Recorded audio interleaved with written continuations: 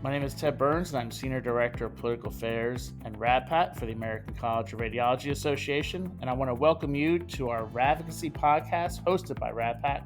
Our goal with the podcast is to give you a behind-the-scenes look into the various advocacy efforts of the college, our members, and insights from political influencers here in Washington, D.C. So we're back, the Radvocacy podcast, and this is our first episode for 2024. My name is Ted Burns, and we're going to take a look back at what happened, or maybe what didn't happen at the end of 2023, and then look into what we can expect this year when it comes to healthcare policies impacting radiology. And to help me with that, I have our ACR lobbying team, Josh, Rebecca, and Ashley. I hope our listeners are familiar with them, given all that they do for us on the Hill every day. So I think we're going to start off, before we get into specific legislative issues that we're really closely monitoring and working on. Obviously, there's a lot of known things going on Capitol Hill. Obviously, it's an election year, but just does one of you want to kind of take a stab at giving a general environment on the Hill, kind of when you guys are up there in meetings and having conversations with staff and members, just the things you hear, kind of the overall vibe, just kind of the things that are hovering over us as we're trying to execute on some of our issues. Yeah, Ted, it's Josh. I'll go ahead and kick it off and have Rebecca and Ashley add in. I think, I'm sure as everybody who follows Congress knows, certainly the slim majorities in both houses certainly affect the speed at which things are being done, issues are being handled, and that certainly affects the issues that we deal with. Some would say that the atmosphere on Capitol Hill is quite toxic. I think that is a true statement, and I think it certainly does affect Congress's ability to pass legislation and get it to the president's desk. I think lately Congress has been struggling because of these slim majorities in moving very broad legislation, specifically lately appropriations bills, and keeping the federal government funding because of the lack of big packages, big legislative packages. Congress is also looking to address other big issues such as Ukraine funding, Israel funding, the border crisis, and all of those issues in and of themselves have been somewhat difficult for Congress to tackle. So I think our listeners should understand that kind of context when we're discussing our issues, broader Medicare or healthcare issues in moving forward, that there are some hurdles ahead that aren't necessarily of our own causing, but we do our best to try and navigate through those landmines and bring attention to the issues that our members care about. I don't know if Ashley or Rebecca, if you guys have any other input or thoughts on just kind of what we're dealing with. Not that it's super unique. I mean, there's always stuff that's hovering over us, but just your general observations. I could weigh in and say that, as Josh acknowledged with the appropriations process, it's always kind of looking at how things do not happen in regular order. And so we set ourselves up for, this positioning where there are these different landmarks, like these dates that, Congress is constantly working towards with funding the government. And so they also provide opportunities for us to try and insert some of our issues of importance into these packages, like some of our healthcare priorities. There are always opportunities with the appropriations process. So that's something that I like to keep in mind as, we look at how, Congress is working towards the different dates. It's also opportunities for ACR priorities.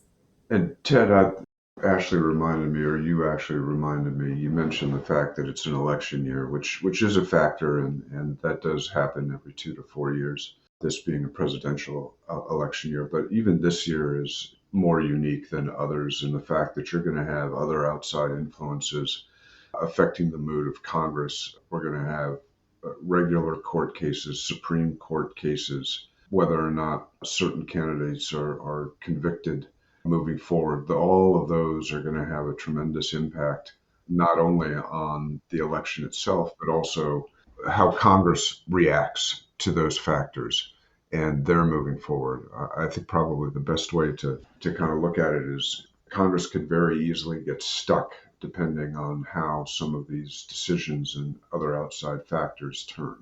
Well, and a lot of it too, we've seen at least in the past is an effort to use the House floor or the Senate floor or even committees to get involved in some messaging that they can use for their campaigns. And, a little bit of gotcha. Hey, let's force a vote on this issue and kind of put someone in a tough spot if they're in a tough election that they have to vote yes or no, that maybe their constituents aren't going to be super happy about. So, those are all the things that certainly are a factor as we're trying to move forward with some of our issues. So, given that backdrop, one of the many issues that we're working on right now is appropriate use criteria. And I'd be interested if one of you wants to give an update, maybe even some background for those who aren't as familiar with that issue. It's an issue that kind of was around a while ago and is kind of bringing it back and kind of walk us through that evolution, if you will, and kind of where we are now as we're working on it. Sure. In 2014, the college was very instrumental in passing a provision within the Protecting Access to Medicare Act, or PAMA, dealing with appropriate use criteria. And basically, the provision mandated that ordering physicians in Medicare had to consult some type of appropriate use criteria prior to ordering advanced imaging services for Medicare patients. Unfortunately, in the regulatory process, in the rulemaking process, there was some difficulty by the agencies in implementing this legislation. It's now been 10 years, and this past summer and early fall, CMS did propose and then later finalized an indefinite pause on the implementation of the PAMA AUC provisions. So the college looked at that as an opportunity. The college had been working with CMS to try to lessen these hurdles, these implementation hurdles, but had not gotten very far. So CMS's acknowledgement now that they are unable to implement the legislation as written has given us an opportunity to go back and provide an amended language, to amend the legislative language to both simplify the legislation to get rid of those hurdles that CMS had encountered, and also make sure that this program, which is valuable to patients to make sure that they get the right scan at the right time, lessen unnecessary exposure to radiation, and make it more convenient for patients. We thought that this would be the right time to simplify that, move it forward. And to that degree, we have been working with Congress to provide them with a draft legislation. We have also determined that there could be significant savings attached to amending the PAMA legislation. Some estimates range as much as $2 billion over 10 years, which is always something that intrigues Congress, to find some savings within the Medicare program as an offset to other programs that Congress may want to move forward. So we've been very busy having meetings with jurisdictional committee staff on both sides of the Hill, and we're hoping to move forward soon. We're looking for legislative vehicles in the future that we can insert this legislation into. One kind of a legislative hurdle that we're facing right now is getting an official Congressional Budget Office score, and we're hoping that we can get one of those soon to confirm the savings that we believe are associated with the legislation. And again, hopefully that will attract members of Congress, and we'll be able to amend PAMA and get this very important policy into place. Yeah, and some of that I think also goes back to our previous topic of just the overall environment on the Hill, and us referencing, Ukraine money and appropriations and budget. And, you try to go through the Congressional Budget Office to get a score, and their list is pretty long and they've got a lot of big priorities. And so, how does an issue like this issue, how do we get it to have the leverage and urgency is a challenge because of these other bigger, more visible, more pressing issues, and that's just one of the things that we're up against on this issue. Ashley, Rebecca, I don't know if you want to chime in, either one of you, on this issue. I know it's one that all of us are working on and trying to see if we can get some headway on it.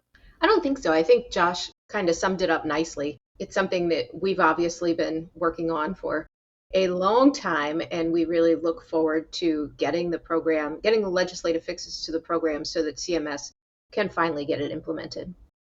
And I think the one other thing that probably goes misunderstood maybe a little bit is, this was 10 years ago. And so you look at a lot of the staff that dealt with this issue 10 years ago, not there. A lot of members who dealt with this issue, not there. And so in a lot of ways, this is almost a reintroduction of the issue, just like appropriate use criteria 101. It's not like we have a ton of folks that we're going back to on the Hill and say, oh, remember we worked really closely on this issue, and oh yeah, that was 10 years ago, that was fun, let's do it again. It's kind of a reintroduction, which has its own kind of growing pains and learning curve, and trying to get buy-in again, and all that just takes time. And that's just the nature of this job. I mean, you deal with members of Congress, you finally build a relationship, and then they decide to retire, or they decide to not raise enough money and lose in the primary, or whatever it may be. And so that's another challenge with this issue that I think probably goes unnoticed, is just that we have to start from scratch a little bit. And I think we're making headway. So with that said, kind of a similar issue, and it's kind of odd that this is the case. Typically a policy comes up, we push it. If we're fortunate enough to get it included in a legislative vehicle and then it passes, we kind of feel like, hooray, we did our job really well and we can move on to another issue.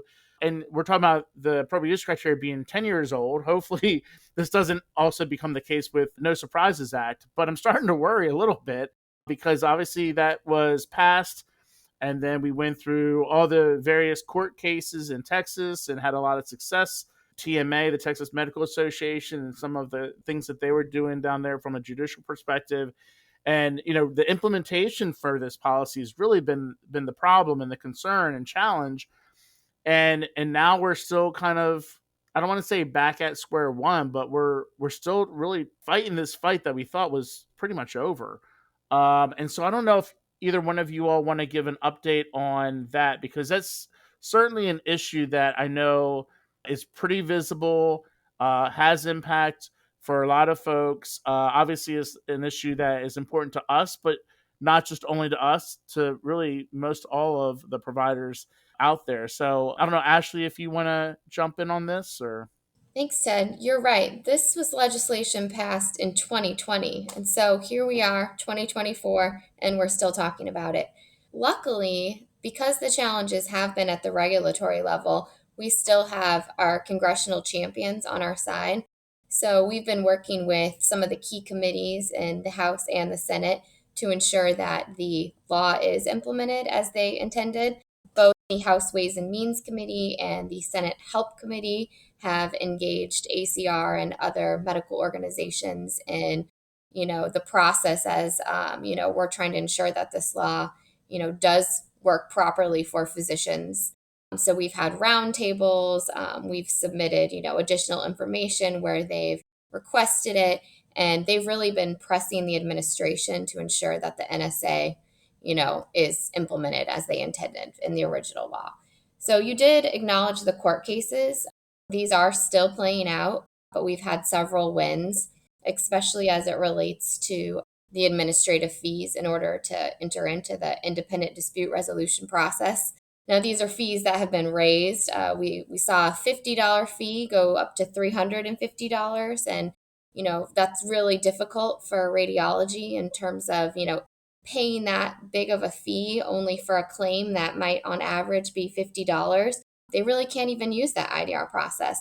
So when that court case challenging the fees and the batching rules for how the claims are submitted through the IDR process came down, that was in favor of the medical community. So some of these regulations that have been issued have been repealed, and we've seen new regulations. So we just had a final rule towards the end of last year that set that new administrative IDR to that $115. So definitely an improvement from the $350. while we liked the $50 fee much better, we're happy to see like the needle move to get that $115 fee. We've seen proposed rules on the batching process, so we're still awaiting to see how that will come down when the final rule is released. But we are encouraged that the agencies are listening to the medical community. We've expressed concern about how the IDR process was operating and how the batching rules really were not helpful. So we've seen improvements in the proposed rule and hope that the final rule does reflect those improvements. So, Congress is still interested in this issue. And while it's been frustrating, I think, the needle is finally starting to move in the right direction. Josh or Rebecca, would you add anything?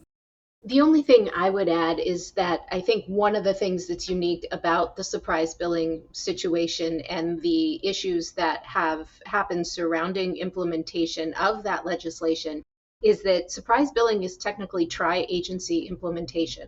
So HHS, the Department of Labor, and the Department of Treasury, all three kind of have a role in writing these rules and implementing, as Ashley mentioned, the legislation as Congress intended. And that's kind of unique for us, at least. Our experience is mostly with CMS, which is obviously under HHS, and obviously we have those in our office with vast amounts of experience with FDA and the Nuclear Regulatory Commission and others. But this is really the first time I think we've been as involved in a tri-agency implementation scenario, and I think unsurprisingly, it makes things probably 3 times more complicated. The one thing I will say is that this is working for patients. Patients are no longer getting surprise bills. It's just at the, dispute level process between the physicians and the insurers. That's where we're seeing the challenges. So having the court cases and having Congress, still interested in ensuring that the law operates as they intended, that is, on our side. So while it's great for patients, it's still, has some kinks to work out. And I think also to that point, that taking patients out of the middle was almost, I would say, the main priority for the ACR as we were kind of working with this, working with Congress to pass this legislation. And I think, our other colleagues in the medical specialty world would say the same, right? Like that patients being out of the middle was a huge goal for all of us that we are happy to kind of have achieved / be on the right path to achieving. But as Ashley mentioned, it's really the back end, kind of what happens between the provider and the payer that is really kind of in question. I think it's always kind of interesting too when you have this implementation phase and you're not happy with it, and then you're going back to the people implementing it and you're saying you're wrong, and then you're expecting and hoping for them to say, oh, you're right, we were wrong, we'll fix it. That's always not very easy for them to do, and it's not easy for us to do. But I do feel like while not at 100%, certainly there's still a lot that we need to kind of tighten up, if you will. I feel like at least, and I think a lot of this is because of those court wins, that I feel like they have a little bit of pressure, kind of wind at their face, like, oh, we better do something here to at least show that we're being an honest broker. I think that's helped a little bit, kind of move, to your point, Ashley, to move the needle a little bit in our favor.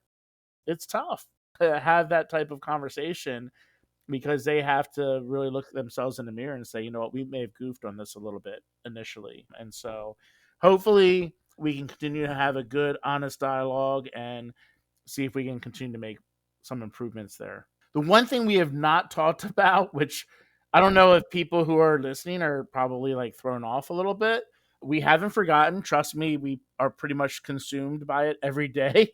And that's the Medicare cuts. And, so we were talking about appropriate use criteria and how that was about 10-year battle and still going on. And then we're talking about NSA, and that's almost like a 4-year battle, and it's still going on. Well, Medicare cuts, I think it's like death taxes and Medicare cuts is like how it kind of goes. Obviously, we're still facing this issue, and it's kind of got an interesting short-term, long-term dynamic that we're trying to figure out how to play on both sides of that, trying to get some immediate relief and help, as well as just, I think the fatigue is so real with all the physician groups and the physicians, I think the fatigue is real on the Hill for sure. A lot of people are tired of talking about it, but we can't avoid it because it is real. And it's something that, like I said, we're all consumed with. And so I don't, Rebecca, if you want to kind of jump in and give us an update, there's a lot going on in a way on this front, and kind of let our listeners hear kind of the latest, if you will. Sure. Thanks, Ted. I think you're right. There are a lot of people kind of tired of talking about this. I fortunately am not one of them. I love it. I nerd out, fully happy to answer any questions that anybody may have. Ted, I think what you are referring to is that this sort of feels like deja vu all over again from our SGR days, right? When we are constantly coming to Congress to ask for a plus up to the conversion factor, or to ask them to help us get out of some kind of hole. But I think it's important to remember that this latest round of kind of deja vu stems from a policy in 2020 for implementation in 2021, that essentially there were some major changes to the fee schedule slated for 2021 as a result of some outpatient code revaluation, the addition of an add-on code mostly for primary care. So in 2021, while kind of the healthcare world, everything was a dumpster fire due to COVID, you are looking at roughly a 10% reduction to the conversion factor. So ACR formed a coalition, physician and non-physician providers, and we were like, guys, we cannot do this, right? This is absolutely obscene and not a cut that any of us can take, especially, first of all, ever, but B, in this current environment. So Congress responded and added 3.75% to the conversion factor for 2021, and then kind of delayed implementation of that add-on code for 3 years. So you had, the conversion factor still went down, but Congress at least helped out a little. But them making the decision in 2021 to add to the conversion factor, and that was only for 1 year, is sort of what kicked off the scenario where, okay, so now that 3.75 expires, and in December, we're going to be asking for something to mitigate, again, conversion factor changes plus the subtraction of whatever congressional benefit has, or congressional plus up is expiring. So if we kind of fast forward a little bit to the end of 2022, what Congress did was that they added 2.5% for the 2023 conversion factor and 1.25% for the 2024 conversion factor. So, okay, that was good, right? But then when you have the proposed rule coming out for 2024, you're still looking at roughly a 3.4% reduction to the conversion factor, because that G code, the add-on code for primary care that Congress had postponed implementation of in 2021, that postponement has expired. So that code is now live. So again, you're looking at roughly a 3.4% reduction to the conversion factor, which again is applicable to everyone who bills off the fee schedule, not just physicians. So that is it's 3.37, even with that 1.25 that we got prior to the end of the year in 2022. So without that, it would have been even worse, right? This year after year situation it's really not sustainable. And so we have been all working together to push Congress for both long and short-term reform. We have been asking for an additional plus up to the conversion factor for 2024. Unfortunately, it did not happen prior to the end of 2023. I think there were, the calendar was against us. I think there were a lot of broader political circumstances that, resulted in Congress not being able to address the conversion factor for 2024. But as Ashley mentioned, I think earlier in our conversation, and Josh mentioned as well, there will be lots of opportunities through shorter term kind of funding vehicles that Congress is going to be working on. So the physician payment was not included in the continuing resolution that was passed on January 18th. So our next target date is the first week of March.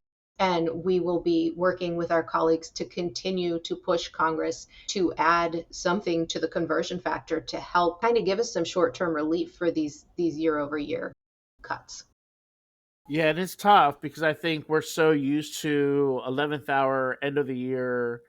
We get some relief. It's not ever perfect, but it's better than what was forecasted. But obviously, it kind of going back to your point, Rebecca, and what we talked about from the very beginning, is just the environment and all these other things that are out there and how that really dictates what happens to policies like ours. And even though we feel like this is obviously not a radiology specific issue, it's a very broad issue among all providers, and we like to feel like, hey, we're a pretty important part of this whole political process on the Hill, and we are.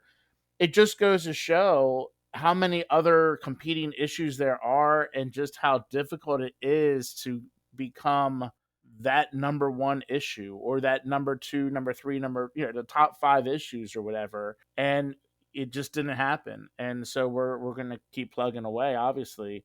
I don't know, Ashley or Josh, if either one of you want to add some more color to Rebecca's very good summary as to what's happened and kind of where we're trying to go. The only other thing I'll add is Rebecca and Ashley continue to work unbelievably hard with regard to our coalition efforts that we have been leading almost now for 4 years and that have actually produced results. We're expecting results again. They just may be a little bit delayed.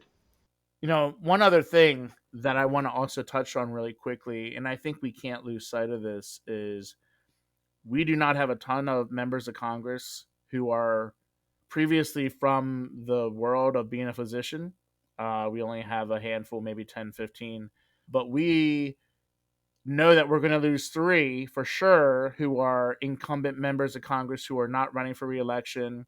And those three, Larry Bouchon, Mike Burgess, and Brad Winstrup, they have been very helpful and very involved and very, you can look at it glass half full and you can say, you know what, with them retiring at the end of their term, at the end of this year, maybe this is like, hey, we're going to go all out. We're going to do a kind of a legacy, no matter what it takes. We want to really get a longer term Medicare fix. And we can look back and say, we went to Congress, we left being a provider to go to become a member of Congress. And we actually were able to make a difference, a long-term difference. You could also look at it like if the stars don't align and we're not able to do anything more than a short-term fix because it's an election year, and then you lose those three very influential physician members of Congress, that can make long-term reform even more difficult and challenging. And so it depends on, if you're an optimist or not, but certainly a real thing. And there's going to be some shuffling within the physician member of Congress community. There's the House Republicans have a thing called the Doc Caucus, and they're trying very, very hard to continue to get visibility on this issue and the need for longer term reform. But losing those three members is going to be a blow. There's no doubt about it. And it's just something that, again, we have to deal with. Spend all this time and energy and RADPAC resources to build these really good relationships, and then they, we can't stop them for, and really can't blame them for wanting to leave. And so that's just a dynamic that exists.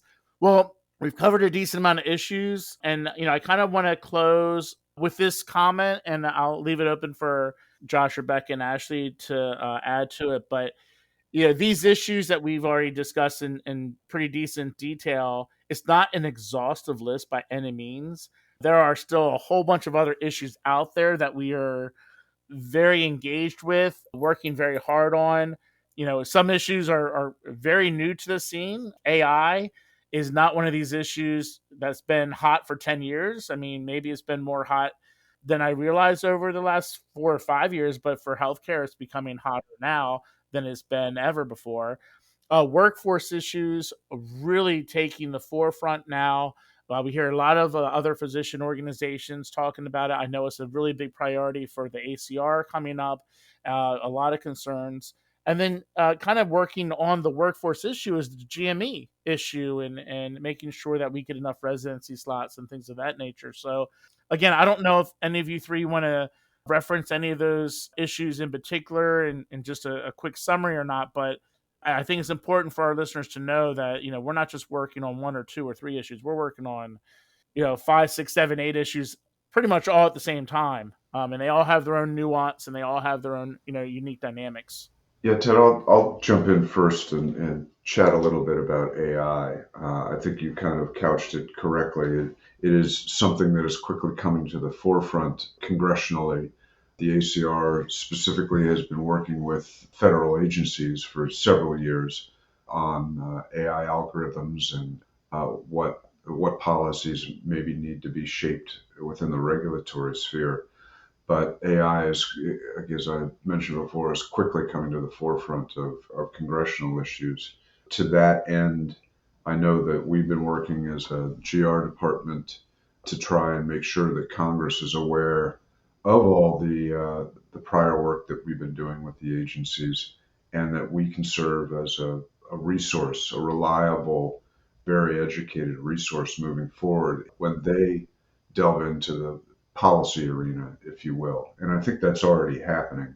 I think some of our listeners will know that on the Senate side, Senator Schumer has established a panel of senators to kind of start looking into various aspects of AI and where the government really needs to intercede. The House has set up similar panels. Also, to that end, we have been at least initially successful in getting ACR members who are very well adept at AI in front of these initial panels. We had a seminar for staff in December with regard to making sure that pediatric considerations are made when developing AI software, that they can't just be, that adult algorithms can't just be translated into pediatric algorithms. We also have been asked, and hopefully will testify in front of the Senate Finance Committee on AI and healthcare. And then there also is discussion on the House side of a roundtable of congressional members of the Ways and Means Committee that will be exploring AI and healthcare. And we have been in discussions with those committees, trying to see if we can provide an ACR member to help Congress as they explore policy aspects of AI and healthcare. Well, look, I think that's a pretty good summary, Josh, and I appreciate your adding on to that, particularly with AI. And like I said, the workforce issue and the GME issues are issues that we're monitoring. There's some active legislation that we're looking into and making sure that we track that pretty aggressively and continue to educate members of Congress on how those issues are related to radiology.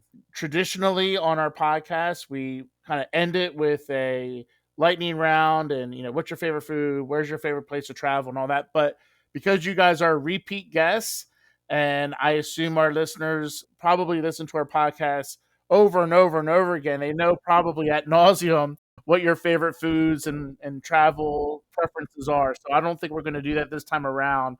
Plus, I'm sure when we're done this podcast, you guys are going to get ready to hop on about 3 or 4 more conference calls to discuss all these issues that we're currently working on. So I want to be respectful of your time, but I want to thank each of you three. Obviously, we've all been working together for quite a while, and we've got a pretty good team here, and look forward to seeing you all a lot more this year in person, and look forward to continuing to produce some results that hopefully we feel will benefit not just our members, but most importantly, the patients that they are working hard to help. So thank you guys for your participation, your input, your expertise, your hard work, everything that you all do for us. It's a pleasure working with you and being friends with you. So have a great day, and we'll see each other very soon.